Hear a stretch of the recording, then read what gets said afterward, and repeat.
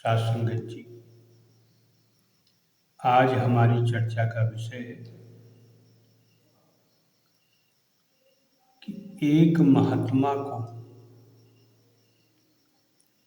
4 लोगों ने मिलकर खूब मारा।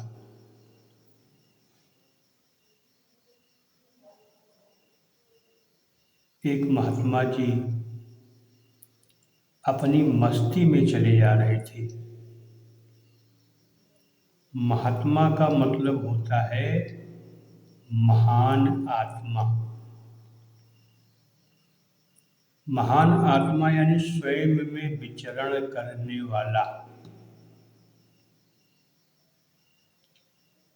सर्वत्र सिर्फ स्वयं को देखना, सब में स्वयं को देखना, यानी परमात्मा। अपनी मस्ती में चले जा रहे थे।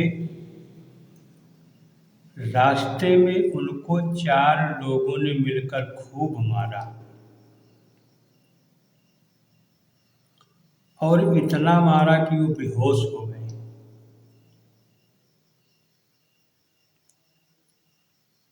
और फिर साथ संगत जी, जब वो लोग संत जी को घायल करके चले गए तो 4-5 लोग उसी रास्ते से जा रहे थे। उन्होंने महात्मा जी को उठाकर अस्पताल पहुंचा दिया।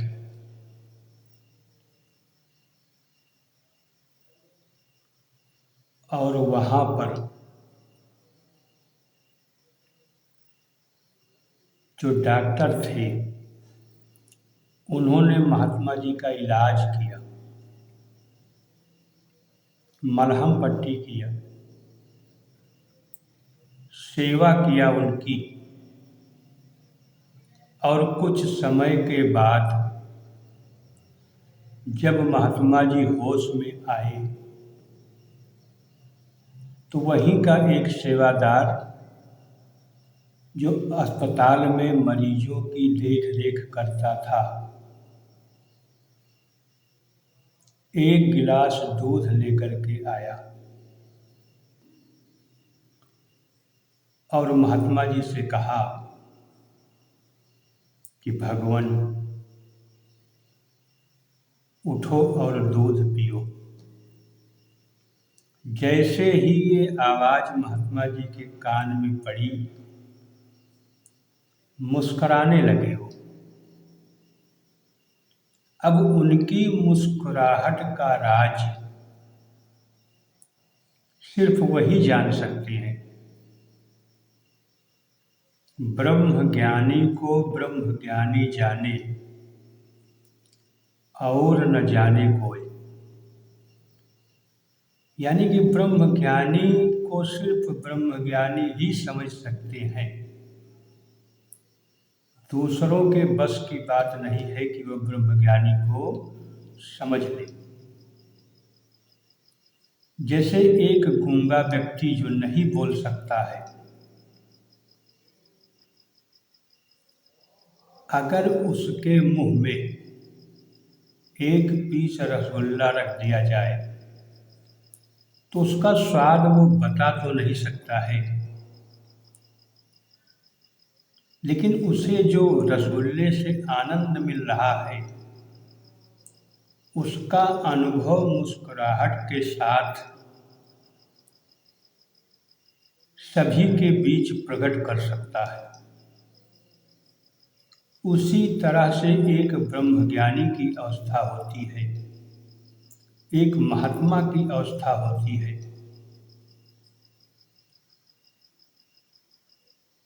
जो परमात्मा के आनंद को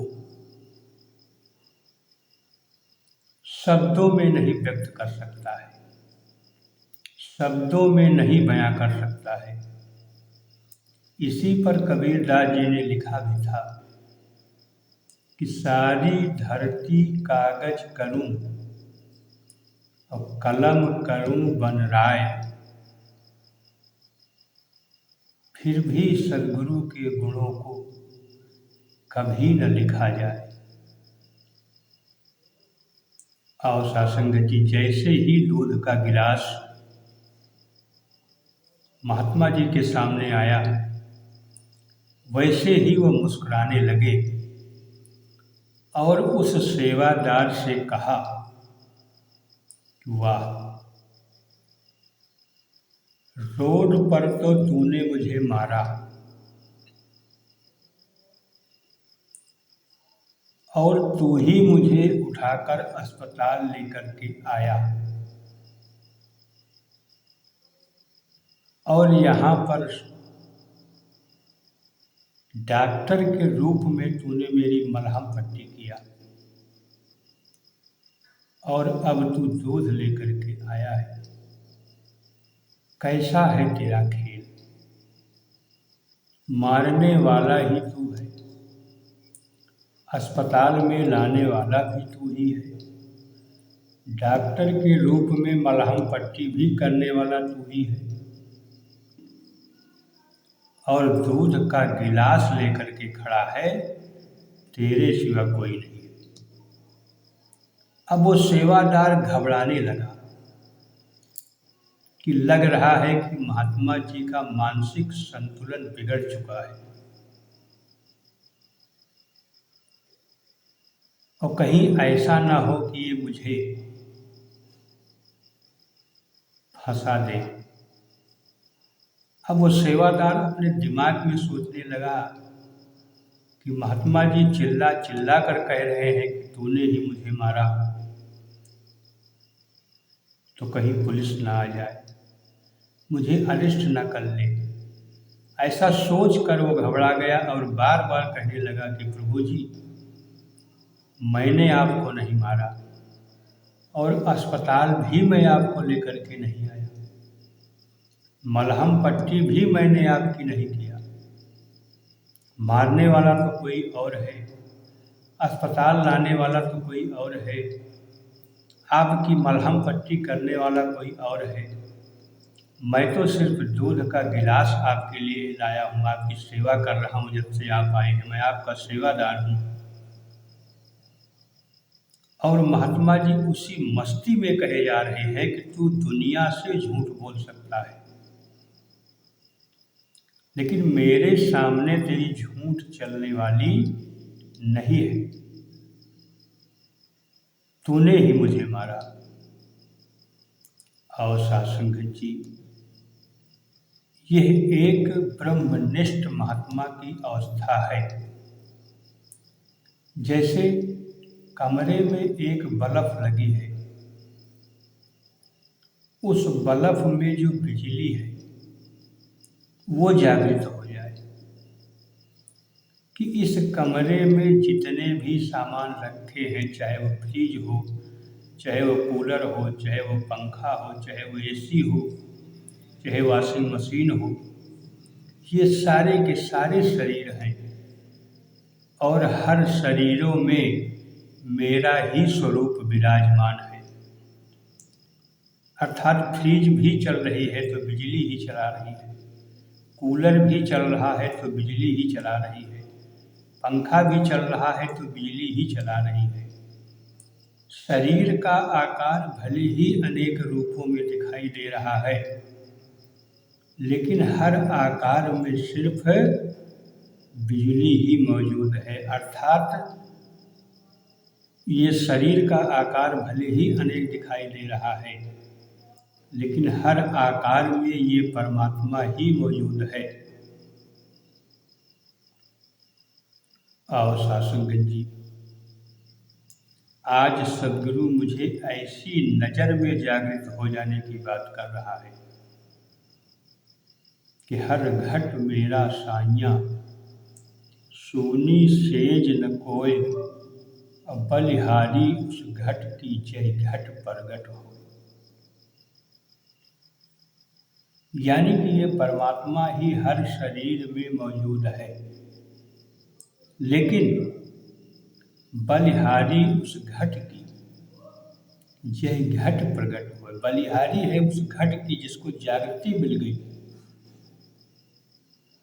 जिसको समझ में आ गया कि मैं शरीर नहीं हूँ, शरीर मेरा मकान है। ये मेरा हाथ है, मैं हाथ नहीं हूँ। ये मेरा पाँव है, मैं पाँव नहीं हूँ। ये मेरी शरीर है, मैं शरीर नहीं हूँ।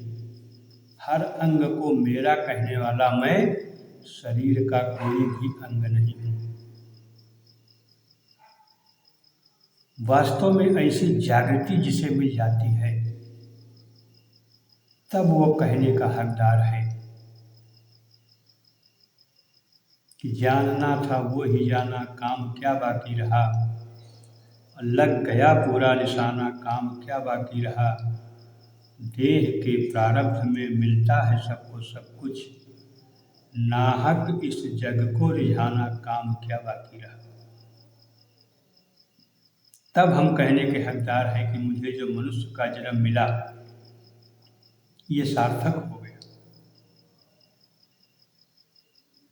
संत महात्मा कहते भी हैं कि अब की पासा जो फिरा तो फिर 84 जाए।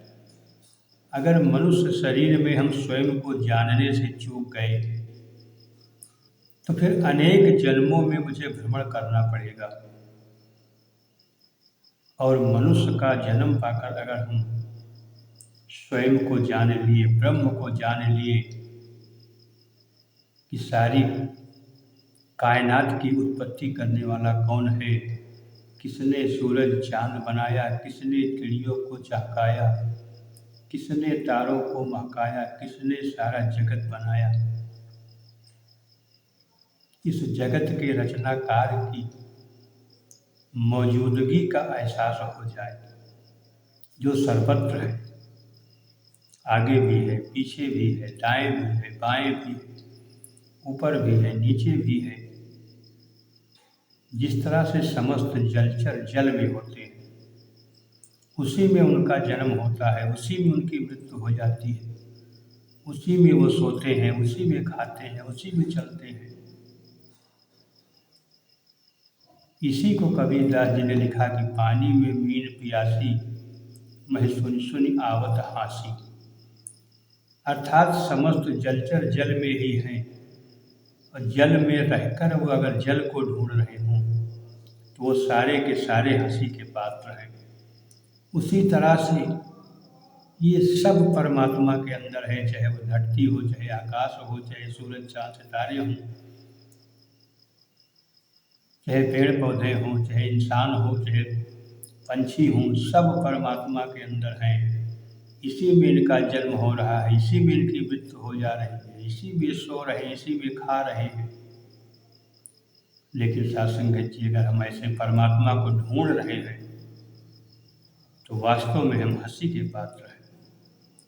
आओ साथ संगत जी, सदगुरु के चरणों में स्वयं को झुका करके इस परमात्मा को जान लो, और इस परमात्मा को जानकर इसमें समाहित हो जाओ। आज सदगुरु यही चाहता है, उसी संत की तरह, उसी महात्मा की तरह जो जागृत हो गए थे कि मारने वाले में भी परमात्मा, अस्पताल लेकर आने वाले में भी परमात्मा, डॉक्टर के रूप में परमात्मा, और दूध का गिलास लेकर आने वाले में भी परमात्मा। वास्तव में इसी को कहते हैं महात्मा, इसी को कहते हैं ब्रह्मनिष्ठ महात्मा, इसी को कहते हैं ब्रह्मज्ञानी। और शासन में कि आज हमें सदगुरु ब्रह्मज्ञानी बनाना चाहता है। तो दास इन्हीं शब्दों से इजाजत चाहता है।